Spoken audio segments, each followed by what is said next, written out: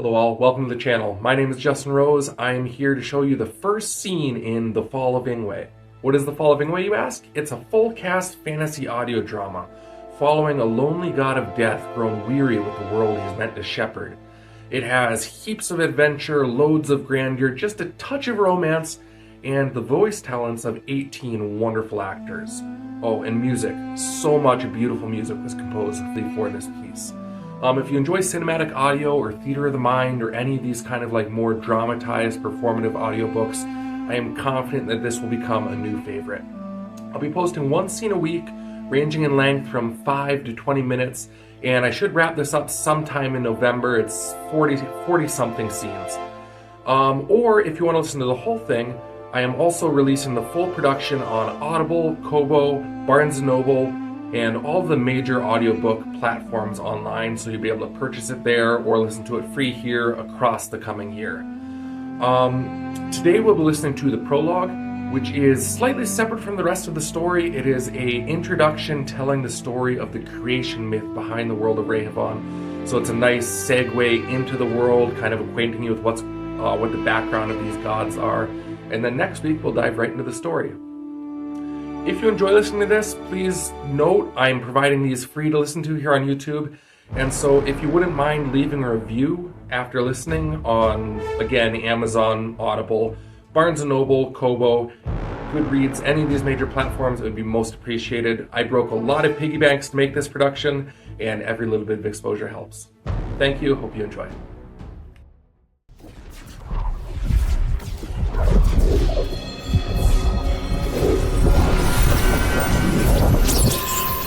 The Fall of Ingway, written and directed by Justin Rose, with sound design by Daniel Bell and original music by Michael Hyman.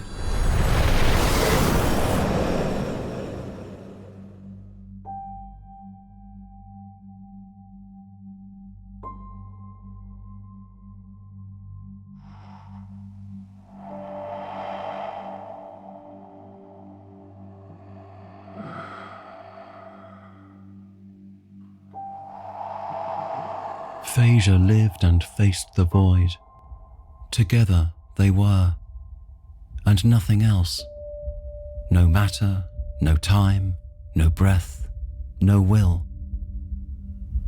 But Phasia felt and named his feeling need. He dreamed of actions and space to contain them. Unwinding a thread of self, he cast it forth and called it time, that history might grace it like beads. By what is, I craft what shall be.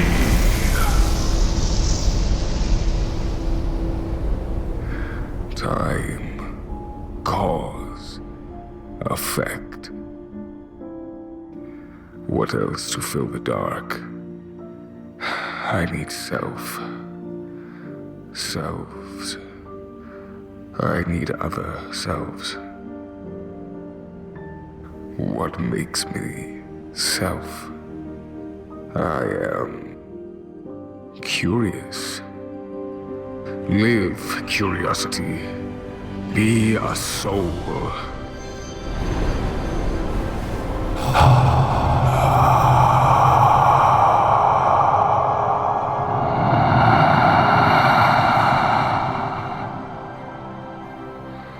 I grieve. Live grief. Be a soul. One after another, he made them. Endurance, mercy, anger, eros, and 100 more beside. Every soul drawn from a facet of Phasia's self. Lastly, he made them a stage, formed from the void that had always been. A panoply of spheres dangling in the empty, some of earth and some of fire.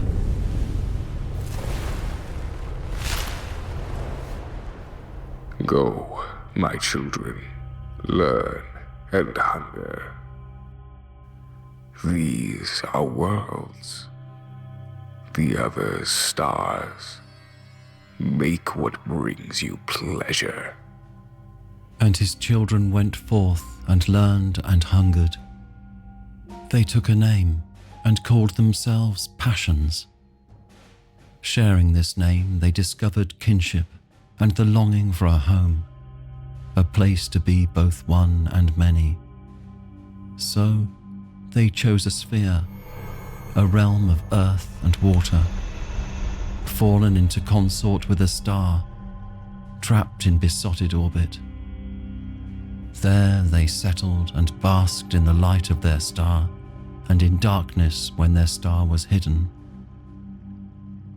To and from this sphere they travelled, exploring what Phasia had made, meeting others, learning they were not alone.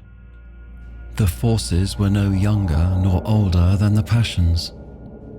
They had risen from the void like reflections, necessities forced to life by the presence of the passions, akin, but separate. Colder, less prone to flight or rage, love or laughter, they had purpose. And what are these? Silent void. You surprise me now, after eternal quiet. The forces were many, though not so many as the passions. They were time and dream, fate, chance, luck, Gaia, dozens more, and all but one, the passions accepted, the quiet one with the soft voice and gentle touch.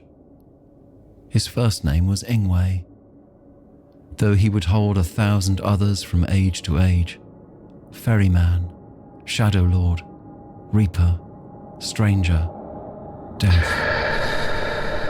Yes, Death, for he was the god of endings, he who came when final thoughts were pondered and final sighs released. He was the one who told the passions that their frivoling would end, that all with thought must die. Before his quiet voice, the passions recoiled and murmured and cursed and feared. An outcast among gods, Ingway made his home on a smaller sphere, orbiting the home of his brethren and cousins. A sphere of two sides, one that faced the world and one that faced away. Ingway chose the second. He had little cause in those centuries to labour, little cause to meddle in the affairs of his brethren or cousins. For no gods perished, none passed on for him to guide in the after. He did not witness when Phasia first handed down his power to the passions, in the form of a beautiful lyre. He did not see when curiosity plucked its strings and made matter sing, made elements multiply, made a world of diverse things. Ingway only saw the effects, for with each new note drawn from the lyre, even his barren sphere grew more varied and more strange. When imagination took up the lyre and made new life, only then did Ingway stir, for he felt the beat of hearts in the webbing of the world, the newness of fleshly existence. Brief, weak, trifling figures whom Ingway would often need to gather. Later, Eros made the merfolk and endurance the Minotaurs, Philia the elves, and Curiosity man. The races multiplied, and Ingway reaped among them all, ferrying souls from the world of matter to the world of spirit to be judged by the passions they served. From there, he led them to the after, to the embrace of the welcoming void. There were halls in the after that no god but Ingway had ever seen. Worlds beyond what Phasia had made, that only Ingway trod. They ran on a thread of time that Phasia had not formed, but rather the void, a thread that ran parallel to Phaesia's, but separate, where the void was god of all and Phaesia a silent counterpart, where he was the void and she the creator. In the after, every passion and every force had already died, had already lived the entirety of immortality and ended and passed. In the after, they had dwelt and ruled their halls and inherited the souls that had served them in all the history of Phaesia's world. And only Ingway saw both threads. Only Ingway knew the ending of every god, how corrupted they would grow, how cruel or kind or foul or clean. For the gods did not remain as Phaesia had made them, patterned from his perfect being. They changed. Some evolved. Some decayed. Their names altered to match. Discretion became malice. Justice became cruelty. In time, these diverse gods developed jealousies and contests, struggles for power and glory. They dared not strike each other, knowing that Ingway waited to reap them. But they gathered followers among the flesh folk and set up tiny kingdoms to war by proxy. Abhorred by their violence, Phaesia deserted the passions' realm and abandoned them to their debaucheries, sealing off their world of matter, retreating all that remained of himself to his original, lonely existence. The passions were free to riot.